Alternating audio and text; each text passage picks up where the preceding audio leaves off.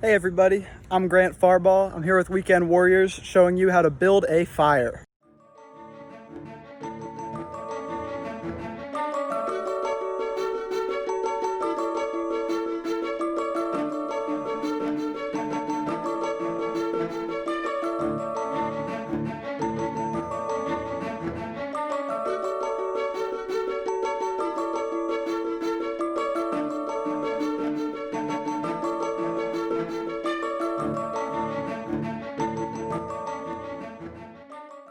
This video is going to cover a few different things. We're going to start with some fire safety techniques. We're going to talk a little bit about leave no trace. We're going to go through the different types of fire wood, and then we're going to build a fire. So getting right into it, the first thing you're going to need to build a fire is water. Right now, I have myself a 5-gallon bucket of water right here. That should suffice for the little fire I'm about to build. Wildfires cause millions of dollars of damages every year. They kill people, they kill animals, they destroy habitats. They're no fun. So we're going by Smokey the Bear here. We got 5 gallons of water in a Tidy Cats bucket here, ready to put out anything we start. Now, of course, you might not always have access to water.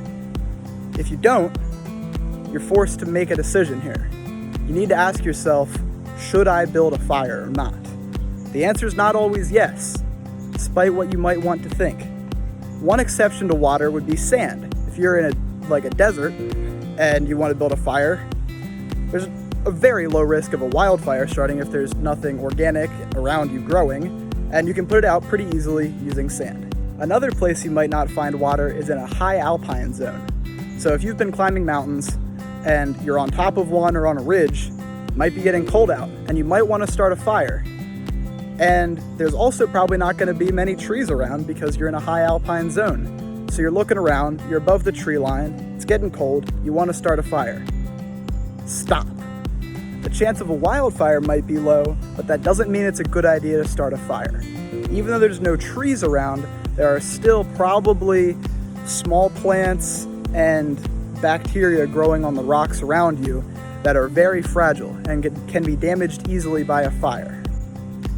Between the lack of water and the fragile ecosystems, high alpine zones are areas you should think twice about building fires in. Of course, if you find a fire ring or you're at a shelter somewhere and there has clearly been campfires built in the same place over and over again, it's typically not a bad spot to build one. So, assuming you're somewhere where you have enough water to put out a fire and you won't damage the ecosystem, it's now time to start building your fire. The first thing you need for your fire, after you have the water in an appropriate place to build it, is tinder. The easiest definition to remember for tinder is something that you can light with a match, a lighter, or whatever else you are building your fire with. As a result of this, if you're starting a fire with flint and steel, you're going to need finer tinder that's more flammable than if you're starting a fire with a Bic lighter. I'm here to tell you that leaves are not your best friend when it comes to tinder. There's a couple problems with leaves. First of all, they're very light. So after you have your fire going, a lot of the leaves tend to float up into the air while they're still embers. That's a recipe for a forest fire. You got all kinds of leaves blowing around if it's windy. Embers can travel very far after they've been lit, and it's typically impossible to tell where every single leaf has landed after they've all flown up into the air. Another problem with using leaves is that they make a lot of smoke. Your friends won't like it, and neither will the environment. If you want to keep everybody happy, you probably shouldn't burn a big pile of leaves to start your fire. Favorite tinder is wood shavings. You can get these babies from any dry stick, and in fact, even if it's been pouring recently, you can still get this nice, fine, dry tinder just by taking your pocket knife and shaving off the outside of a bigger stick. When people hear that you're building a fire, the first thing they'll think is, we need some firewood. And unfortunately, a lot of times that means this. That is like the perfect piece of firewood in a lot of people's eyes. But you gotta remember, you need tinder. The easiest way to remember how much tinder you need is to try to imagine a baseball hat and filling it to the brim with Tinder. That will pretty much guarantee you an easy fire every time. So after you've got your baseball hat-ish size of Tinder pile ready, the next thing you need is kindling. Kindling is typically about the size of your finger to the size of your wrist.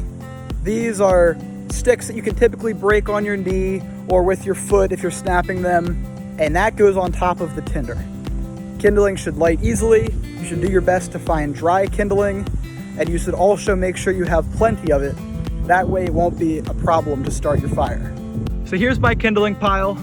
I think I got enough. Shouldn't be a problem. This will get a nice big fire going. That way, after it all catches, I will have plenty to start my fuel. The fuel for your fire is the big stuff. That's what keeps it going. That's what roasts the marshmallows. That's what keeps you warm. And that's the last thing you need. All right, so now I got my tinder bundle underneath. Some of those little twigs that I said were a bit too big to be tinder, but again, not quite big enough to be kindling. They're on top. I'm gonna insert a match right down in there, and that should get our fire going. Today I'm using my UCO stormproof matches. These bad boys are actually waterproof as long as they're burning on the orange here, so it makes it really easy to start a blazing fire real fast. And you can use tinder that's a little bigger than if you're just gonna use a match, because it burns really bright. Check this out. Oh, Jesus. One technique you can use if your fire isn't looking too good right about now is to give her a little blow.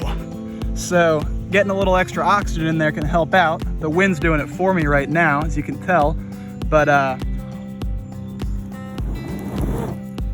sometimes a little blow action helps a lot. So right now it looks like it's catching pretty nice. As you can tell, these little couple sticks in the bottom, like these ones here, are starting to catch, so that's good. I'm gonna load in a couple more little ones about that size to make sure that stays going. The next step is to get these bad boys to catch, and then I can start putting stuff on about this size, and then you're basically done. So after you understand the working principle of how a fire gets going, the next thing to work with is the style of fire you're doing. So this here is called a lean-to, because we have one big piece of fuel in the back. We started the tinder under there, and we just laid stuff over top of it to get it going. Another nice type of fire is called a log cabin. So to turn this into a log cabin, we're just gonna start crisscrossing logs across like this, and then we can build it up. This is a really fun structure because it kind of sucks air in through the bottom and then heats everything up as it goes. People get too excited, they put stuff like this or like this, and they just run out of the little stuff in the middle, whether it's a teepee style, a log cabin, a messy bundle of sticks, a lean-to. It doesn't really matter what you got. If you run out of the little stuff that's keeping it going, you got a problem. As long as all this big stuff hasn't caught yet, you got to be cognizant and kind of keep the little stuff getting fed into the middle. That way you don't run out of gas. One of the great things about a well-built log cabin fire is that they are perfect for cooking on. So as you can see, this log here is the biggest one in the entire fire, yet it's resting on the top and it's still very stable.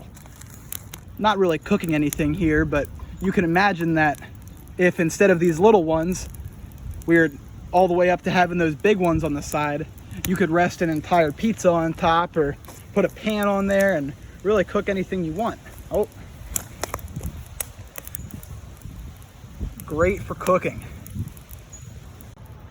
Another little life hack for you. If you find any half-burnt logs like these bad boys, unless they're sopping wet, a general rule of thumb is that they'll relight very easily. So if you're looking to make the transition from kindling into big fuel logs, if there's any half-burnt ones left, it's a great way to use them.